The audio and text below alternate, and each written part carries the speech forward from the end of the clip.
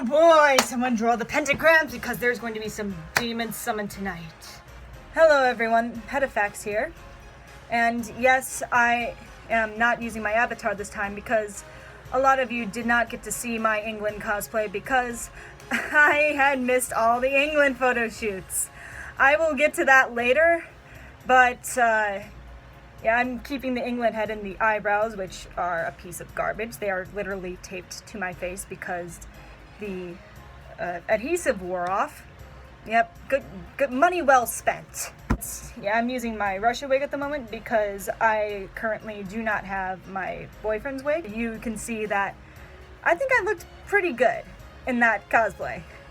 Today, I was Okuruto from Yandere Simulator, or Lovesick. And, they're both leaders of the occult club, so I guess it works. Anyways, let's get to the video. So, YouTube responded to me today. And they had such a wonderful answer for me. Dear Hetafax, thank you for your counter notification. Based on the information you have provided, it appears that you do not have the necessary rights to post the content on YouTube. Therefore, we regretfully cannot honor your request. It has not been forwarded to the original claimant, and we will not be able to restore your video. There are many words that I would love to say to YouTube, but I'm only going to keep this few. Here is the one thing I do want to say to YouTube, and I want to make sure that this gets out. YouTube, when you give the original video owners the chance to redeem themselves and explain why their video doesn't fall under the violation of copyright, don't give them a character limit! Are you kidding me? I had a freaking character limit when I was given the chance to explain myself. And so this is all I could say. I couldn't even finish my sentence with punctuation at the end. They had a character limit. I could have gone on for longer and probably could have justified myself very fairly. That's just setting us up to fail. I can't even believe that. How is anyone supposed to redeem their content when they are given a character limit in order to justify themselves? I'm done with this. I'm going to edit my video and then re-upload it. So, on to ShutoCon. Friday, my husbando and I, we were Jean Arc and Pierre Nikos from Ruby. And Friday was the day we were just trying to know the works of ShutoCon. About 20 people stopped and asked to take pictures of us. I guess they missed the ship so much. I love cosplaying ships, as seen from my past. But now I have this whole entire list of couples cosplays that I would like to do. Next time, we're gonna do Rochu. But the thing with Piero was, first of all, it was the first cosplay I had cosplayed that was that scantily clad. If you were watching Drew Radlad's live stream, yeah, and through some of these pictures, like my top feels like it's falling off my chest because, yeah, I'm flat. I know. But, and also the greaves are falling off my legs because they're small too. And I recently learned that I hate long-haired wigs. I have never dealt with a long-haired wig before, or at least one like that. And do you know, it's so hard to keep a long-haired wig intact, especially when we were forced to walk outside all the way around to the Radisson Center to get our badges in the snow and stuff, wind's messing up everything. And from that weekend, I learned that I prefer cross-dressing. My greaves were incredibly hard to move around in without crushing them. Then again, I should probably do better than make them out of poster board and duct tape. I didn't hate it to a point where I'm like, oh, I'm never gonna wear this again. No, I would gladly wear it again because I think it looked pretty good in it. but there's going to have to be some modifications to my outfit in order for me to wear that again. And later on that night, we went to this thing called Fanfiction After Dark. I originally thought it was going to be like the last Fanfiction After Dark I went to, where basically they just read really cringy fanfiction, but it was much funnier. So what happened was we would write down ideas on cards, and they would act out those said scenes. And there was a lot of sexual pantomiming, let's just say.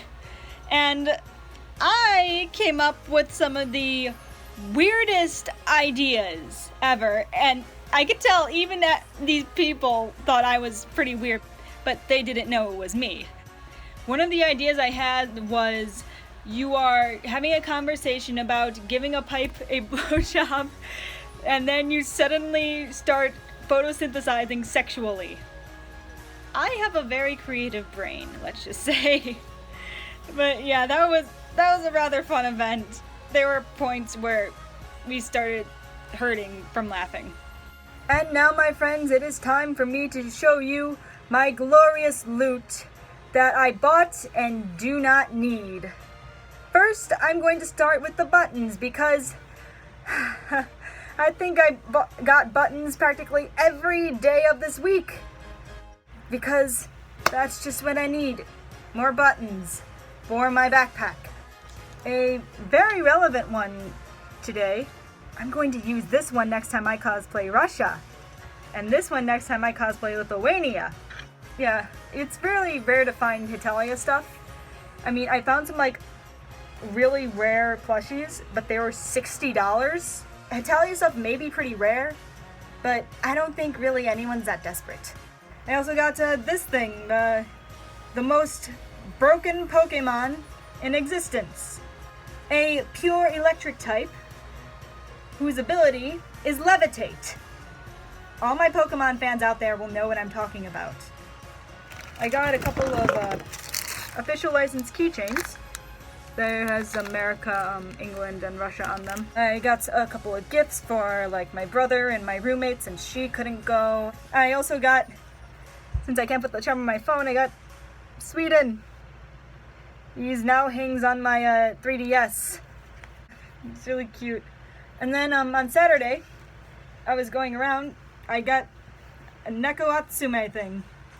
His name is now Fuckface. He is adorable. And I also got a poster today, since I do not have a Hetalia wall scroll yet. This is what it is.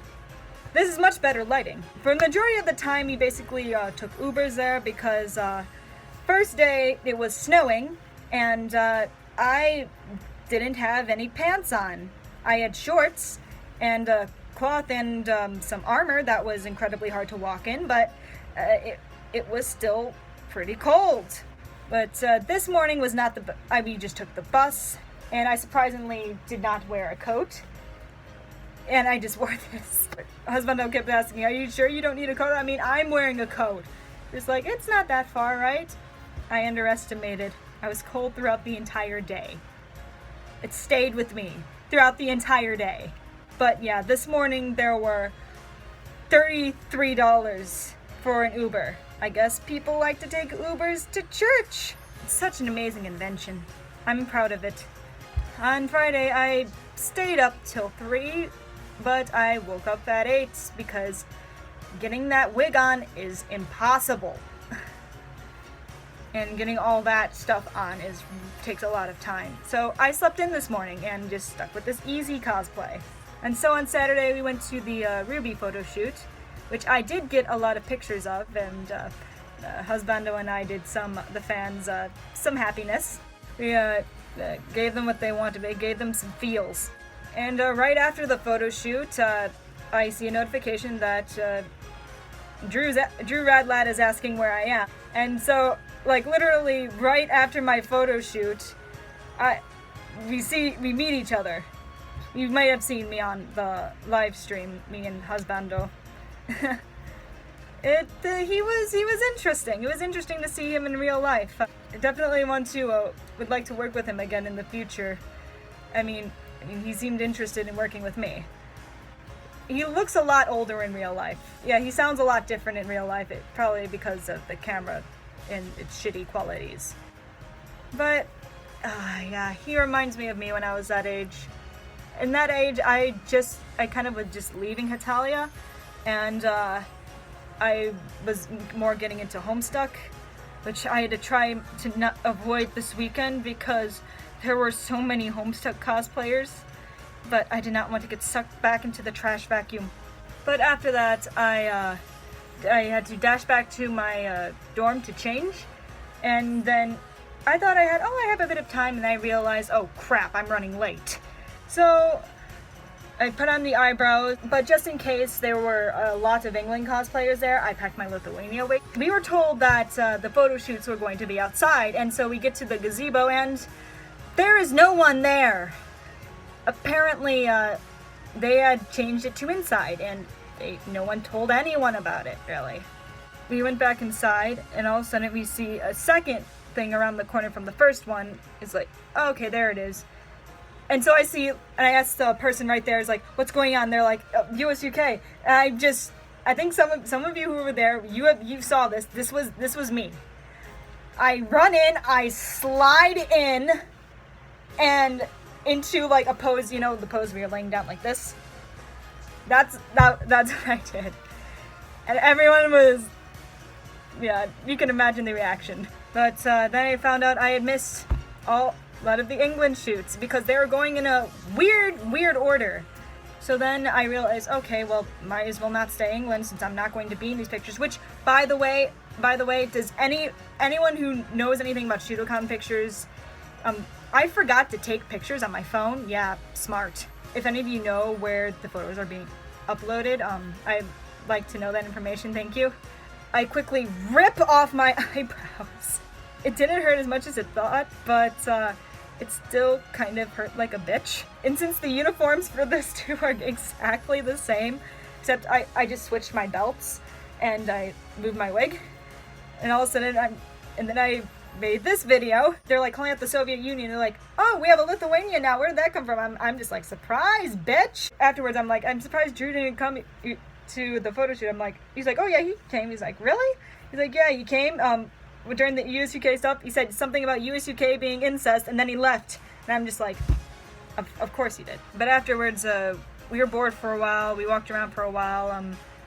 The thing is, when you're a rare Hetalia character like Lithuania, people want to take pictures of you and they want to hug you. Yeah, it made me feel happy. So we were walking around and we kept running into these people that one was a Belarus who was really shy, really adorable. I don't know her name, but the other one I do know her, at least her YouTube name. And she was her own version of Britannia. It's kind of nice and creative. She was thinking of cosplaying ancient Greece someday. It's like, hey, that good for you. Minor characters need some representation. Yeah, I met some new kohais, a couple people who were my age, around my age when I started Hetalia. Oh, they're so cute. Anyways, we ran into Drew again. We talked more about possibly doing a collab in the future, and we exchanged numbers, which I am not allowed to give out to the public. Don't ask. And then we went to these, it's called like I forget what it was called, the Hetalia game show, which was pretty interesting. While we were waiting in line, husband was cosplaying Turkey, by the way, because he's Lebanese, and also he has the green coat, and all he had to do was just buy the mask, and it was just the simplest thing, the simplest cosplay that you could do. You get a green coat, grab a mask, instant Turkey. But we were walking there, we were holding hands. He was trying to be affectionate with me. I'm just, and this one girl just goes, "I ship," and then Turklet became canon. I think if I figure out how to host anime events in the future, I would like to host something similar because at the beginning this stuff was kind of pretty easy, or some of it, I guess. Then they did a trivia thing about fan-made stuff, and that was the one I didn't volunteer for. I am Heta Facts. I am not Heta Fandom. So anyways, we went to the Hetalia game show, and as I did as expected when it came to trivia. I was the first one to raise my hand when it came to. They first started off with this thing where they had like silhouettes of people of the characters that came from the Hetalia archives, and some of those were pretty easy because Italy has like the little pasta whip thing. That some of those were like kind of stupid because everyone has this one type of haircut and they all look the same if you silhouette them. When they first picked me, they're like, oh, you seem smart, why don't you come on up here? And then they had like guess the theme song. It was like, really, this is like the easiest thing. But then they had like guess which person was screaming.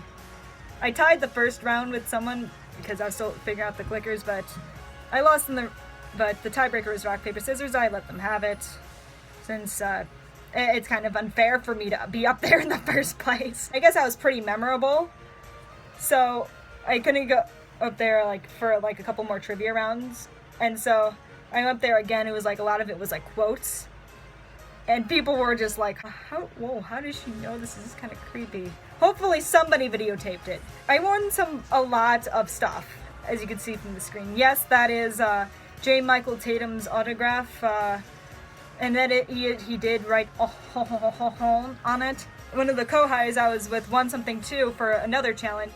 They did a couple of other stuff like you put like some kind of scone on your face and you're trying to like maneuver it to get it into your mouth, or which Husbando did, a drinking contest with Ancient Rome, which one of the people who was hosting it was cosplaying as Ancient Rome, which was nice to see because it's nice to see an Ancient Rome cosplay. They had to chug ginger ale, and that's what I think that's the one that my co-high won. There was a couple of other really fun events. During the last part of the show, there was just a speed round of human names and minor characters, which minor characters, you know how much I love my minor characters. But I noticed somebody else got Luxembourg. I'm just like, oh, you know who Luxembourg is. That's good because not many people do. And I met someone who I guess was a Luxembourg fangirl. It's like, good. We need more of those. This morning, I dressed up as Okaruto. And there wasn't a lot of interesting events today. First of all, by the time we walked to the bus stop and the bus dropped us off, we were already late for the one event that I thought would be interesting that day. And apparently it got canceled anyways. We didn't really have much to do. There weren't really any interesting events planned today. It's kind of sucks. So basically, but I did bring my DS with Sweden on there.